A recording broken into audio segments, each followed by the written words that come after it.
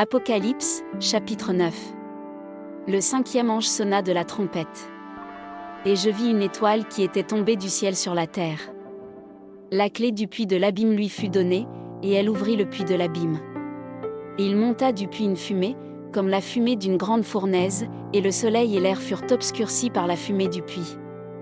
De la fumée sortirent des sauterelles, qui se répandirent sur la terre, et il leur fut donné un pouvoir comme le pouvoir qu'ont les scorpions de la terre. Il leur fut dit de ne point faire de mal à l'herbe de la terre, ni à aucune verdure, ni à aucun arbre, mais seulement aux hommes qui n'avaient pas le sceau de Dieu sur le front. Il leur fut donné, non de les tuer, mais de les tourmenter pendant 5 mois, et le tourment qu'elles causaient était comme le tourment que cause le scorpion, quand il pique un homme. En ces jours-là, les hommes chercheront la mort, et ils ne la trouveront pas, ils désireront mourir, et la mort fuira loin d'eux. Ces sauterelles ressemblaient à des chevaux préparés pour le combat, il y avait sur leur tête comme des couronnes semblables à de l'or, et leurs visages étaient comme des visages d'hommes. Elles avaient des cheveux comme des cheveux de femmes, et leurs dents étaient comme des dents de lion.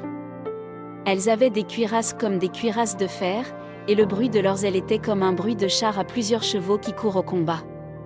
Elles avaient des queues semblables à des scorpions et des aiguillons, et c'est dans leur queue qu'était le pouvoir de faire du mal aux hommes pendant 5 mois.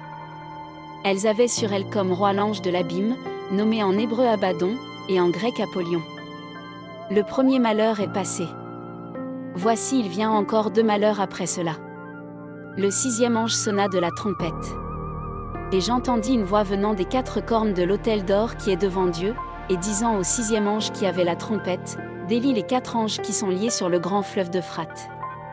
Et les 4 anges qui étaient prêts pour l'heure, le jour, le mois et l'année, furent déliés afin qu'ils tuassent le tiers des hommes. Le nombre des cavaliers de l'armée était de 2 myriades de myriades, j'en entendis le nombre. Et ainsi je vis les chevaux dans la vision, et ceux qui les montaient, ayant des cuirasses couleur de feu, d'hyacinthe, et de soufre. Les têtes des chevaux étaient comme des têtes de lions, et de leur bouche il sortait du feu, de la fumée, et du soufre.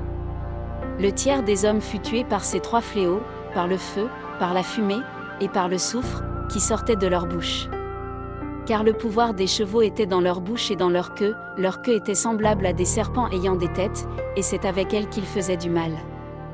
Les autres hommes qui ne furent pas tués par ces fléaux ne se repentirent pas des œuvres de leurs mains, de manière à ne point adorer les démons, et les idoles d'or, d'argent, d'airain, de pierre et de bois, qui ne peuvent ni voir, ni entendre, ni marcher, et ils ne se repentirent pas de leurs meurtres, ni de leurs enchantements, ni de leur impudicité ni de leur vol.